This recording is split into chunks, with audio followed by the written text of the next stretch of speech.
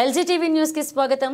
బీసీలే కాదు ఎవరైనా తమ హక్కుల కొరకు పోరాటం చేయడంలో తప్పు లేదు, కానీ ఇతర కులాలను దూషించడం వారి ఆత్మగౌరవాన్ని అవమానపరచడం పట్ల చట్టవిరుద్ధమని వల్లపురెడ్డి రవీంద్రరెడ్డి జనసమితి వ్యవస్థాపక అధ్యక్షులు అన్నారు।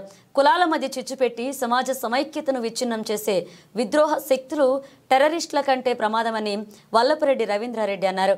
అగ్రవర్ణ పేదలకు ఇచ్చిన ఈడబ్ల్యూఎస్ రిజర్వేషన్ల జోలికి వస్తే ఖబర్దారని వల్లపురెడ్డి రవీంద్రరెడ్డి హెచ్చరించారు।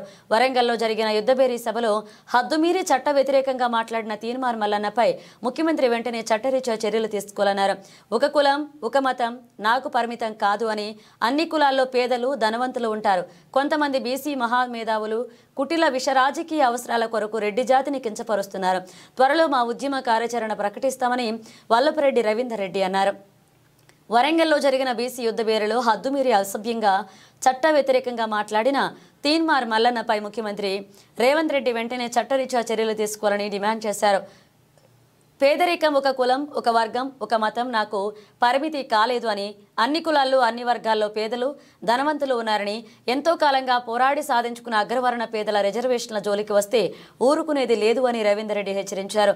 బీసీలే కాదు ఎవరైనా తమ హక్కుల కొరకు రాజ్యాంగబద్ధంగా పోరాటం చేయవచ్చని, కానీ ఇతర కులాలను దూషించడం వారి ఆత్మగౌరవాన్ని అవమానపరచడం చట్టవిరుద్ధమని, ఇటువంటి విద్వేషాలు రెచ్చగొట్టి కులాల మధ్య చిచ్చుపెట్టి సామాజిక సమతుల్యాన్ని దెబ్బతీసే వారి పట్ల ప్రభుత్వం కఠినంగా వ్యవహరించాలని రవీంద్రరెడ్డి అన్నారు। కొంతమంది దుష్టశక్తుల విష ప్రచారాన్ని తిప్పికొట్టుటకు అగ్రవర్ణ పేదలలో ఉన్న అన్ని కులాల ఆత్మగౌరవ సభలు నిర్వహించి హక్కులు పోరాటాలు చేస్తామని అన్నారు। ఇందుకు సంబంధించిన కార్యాచరణ రూపొందించి ప్రజాస్వామ్యబద్ధంగా రాజ్యాంగబద్ధంగా మా పోరాటాలు కొనసాగిస్తామని రవీంద్రరెడ్డి తెలియజేశారు।